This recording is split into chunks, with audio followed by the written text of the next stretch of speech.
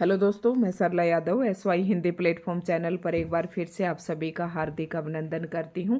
और आज के इस वीडियो लेक्चर में हम MCQs करेंगे और वो MCQs है क्षितिज भाग 1 जो कि NCERT की पाठ्य पुस्तक है 9th क्लास की। और PGT एस्टेट के लिए आज की वीडियो इम्पोर्टेंट रहने वाली है और 9th क्लास के स्टूडेंट के लिए भी महत्वपूर्ण है।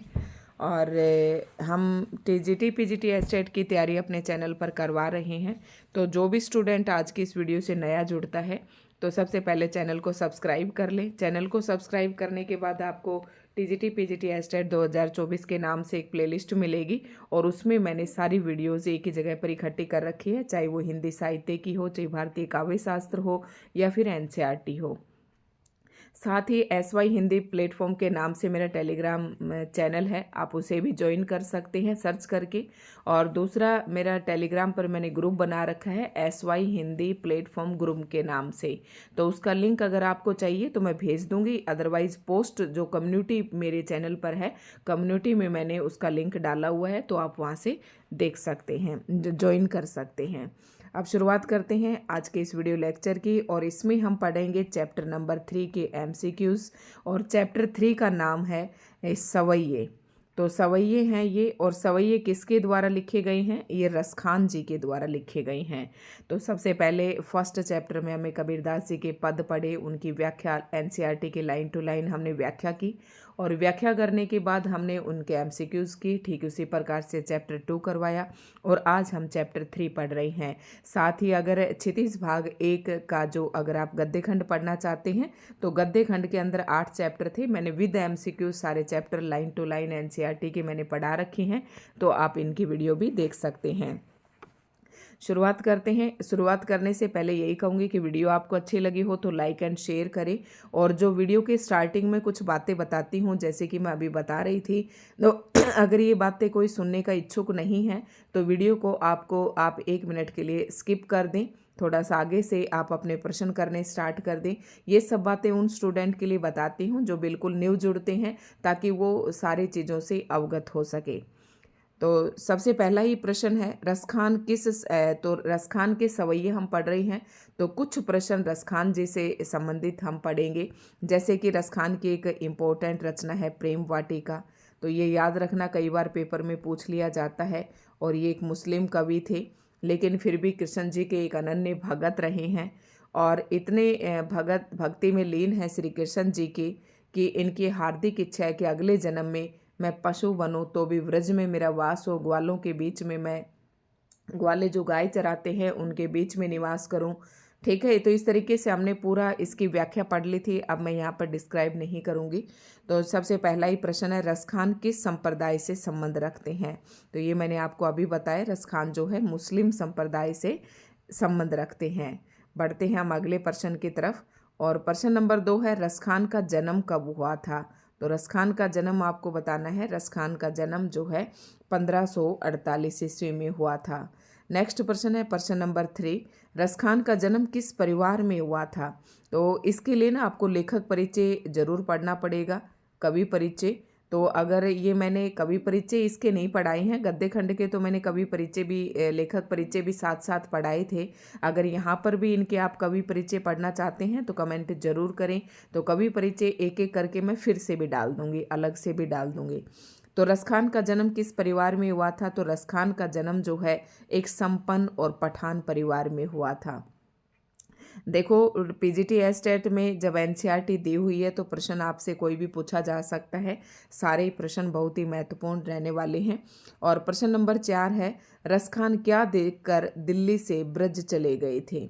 रसखान क्या देखकर दिल्ली से ब्रज चले गए थे?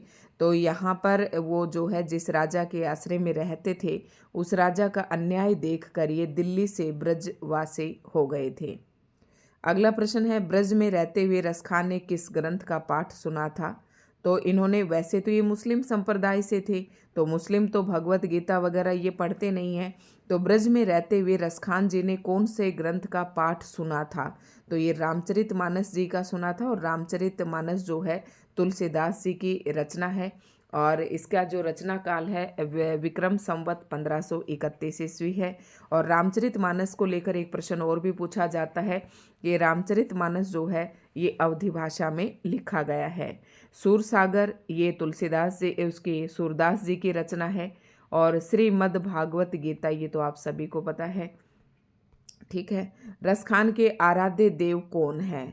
तो रसखान के आराध्य देव, जैसे कि हमें इस सवैयों के आधार पर बताना है कि रसखान के आराध्य देव कौन है, तो आराध्य देव श्री कृष्ण जी हैं।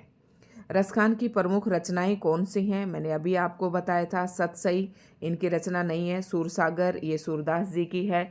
और प्रेम वाटिका जो है ये इनकी रचना है। प्रेम वाटिका मैंने अभी बताया था, इम्पोर्टेंट रचना है, तो इसे याद रखना है। रसखान के काव्य का मूल भाव क्या है? अब देखो 3-4 कवि हैं जिनके काव्य का मूल भाव या उनकी भक्ति किस प्रकार की है, इस प्रकार से प्रश्न करके पूछा जाता है। तो उसकी मीराबाई की भक्ति है वो पूछा जाता है किस प्रकार की है, तो माधुर्य भक्ति है। माधुर्य भक्ति है ये प्रश्न पूछा जाता है। और जो मीराबाई है वो किस रूप में कृष्ण जी की उपासना करती है, तो वो पति रूप में करती है, ठीक है। उसके बाद 1-2 प्रश्न इसी प्रकार से सूरदास और तुलसीदास जी को लेकर भी प्रश्न पूछे जाते हैं। तो जो तुलसीदास जी की भक्ति है वो दास्य भाव की भक्ति है, क्योंकि तुलसीदास जी जो है अपने आप को राम स्वामी राम भगवान श्री राम का जो है दास समझते हैं, तो दास्य भाव की है। और जो सूरदास हैं वो साख्य भाव की भक्ति है उनकी। तो ये 3 प्रश्न आपको याद रखने हैं। रसखान का निधन कब हुआ था? तो रसखान का निधन जो है 1628 ईस्वी में हुआ था। कविवर रसखान मनुष्य होने पर कहाँ बसना चाहते थे? अब यहाँ से प्रश्न सवैयों से शुरू हो जाते हैं। अभी तक ये उनके लेखक कवि परिचय को लेकर प्रश्न थे। तो कविवर रसखान मनुष्य होने पर जो है गोकुल गांव में बसना चाहते हैं। अगला प्रश्न है रसखान मनुष्य की योनि में होने पर कहाँ चरना चाहते हैं? तो चरते तो पशु हैं, तो कहाँ चरना चाहते हैं? नंद की गायों के बीच में चरना चाहते हैं। ये मैंने आपको अभी बताया था कि रसखान जी कहते हैं कि अगर मुझे मनुष्य का जन्म मिले तो गोकुल गांव में मेरा वास हो, अगर मैं अगले योनि में या अगले जन्म में मैं पशु बनूं तो मैं नंद की गायों के बीच में चरना चाहता हूँ, ठीक है। अगला प्रश्न है प्रश्न नंबर 12, कवि रसखान किस पहाड़ का पत्थर बनना चाहते हैं? तो रसखान जी की इच्छा है कि अगले जन्म में अगर मैं पत्थर बनूं तो मैं उस पर्वत का पत्थर बनना पसंद करूंगा या चाहूँगा जिसे श्री कृष्ण जी ने धारण किया था इंद्र के प्रकोप से या इंद्र के आक्रोश से बचाने के लिए ब्रजवासियों को। तो ऑप्शन बी जो है इसका राइट आंसर हो जाएगा। और रसखान कवि पक्षी बनकर कहाँ बसेरा करना चाहते हैं? तो यही सवैये थे, सारे प्रश्न वहाँ से पूछे गए हैं। प्रश्न नंबर 13 है कि पक्षी बनकर कहाँ बसेरा चाहता है रसखान? तो कदम्ब के पेड़ पर। जो कदम का पेड़ यमुना नदी के तट पर है, जहाँ पर अक्सर श्री कृष्ण जी बांसुरी बजाते थे, उस कदम के पेड़ पर अपना वास या बसेरा चाहता है। अगला प्रश्न है कि जिस कदम पर श्री कृष्ण बांसुरी बजाते थे वह किस नदी के तट पर था? तो ये मैंने आपको अभी बताया, तो वो यमुना नदी के तट पर था, कदम का पेड़ था। नेक्स्ट प्रश्न है प्रश्न नंबर 15, श्री कृष्ण ने किसे हराने के लिए गोवर्धन पर्वत को धारण किया था? ये भी मैं बता चुकी हूँ। तो इंद्र देवता को हराने के लिए इन्होंने गोवर्धन पर्वत को अपने हाथ पर उठा लिया था। अगला प्रश्न है प्रश्न नंबर 16, गोपी का श्री कृष्ण की लकुटी और कंबली पर कौन सा राज्य न्यौछावर करने के लिए तत्पर है?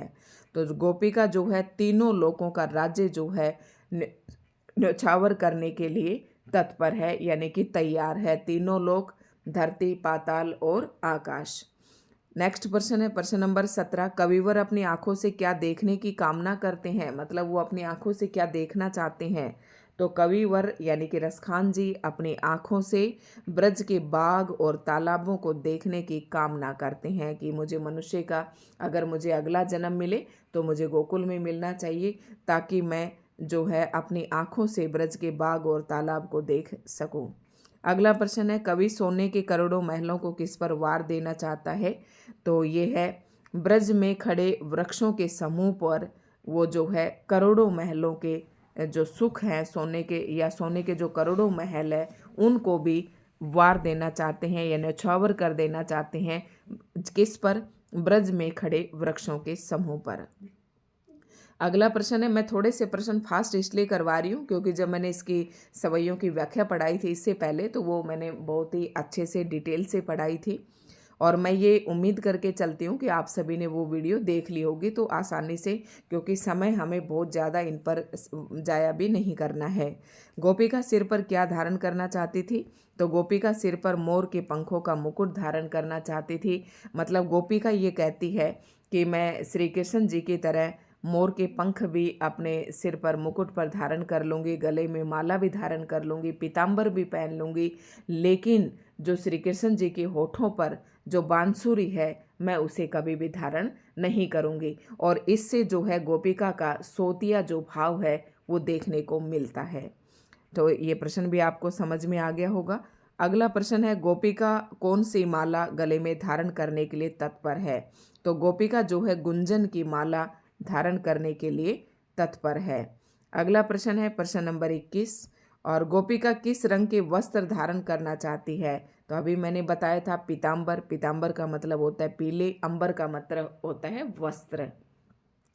तो गोपिका जो है पीले वस्त्र धारण करना चाहती है। गोपिका श्री कृष्ण की कौन सी वस्तु धारण नहीं करना चाहती है? मैंने आपको अभी बताया।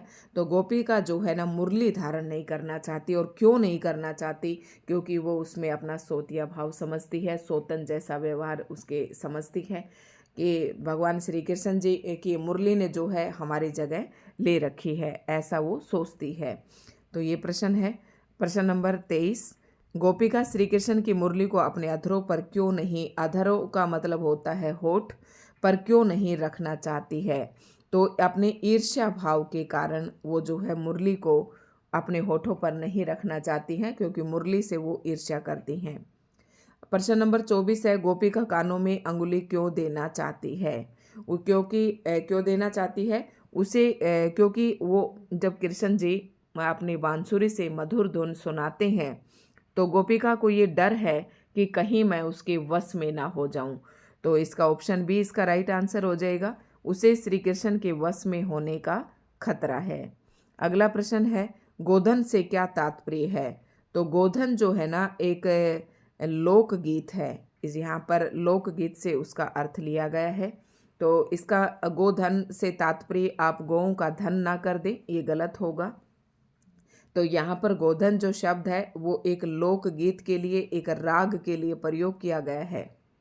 तो ये दोस्तों इस अध्याय के कुछ प्रश्न थे। तो दोस्तों आपको वीडियो अच्छी लगी हो तो लाइक एंड शेयर जरूर करें, कमेंट करके बताएं कि वीडियो आपको कैसी लगी, और ये भी बताना कि आपकी तैयारी कैसी चल रही है। धन्यवाद।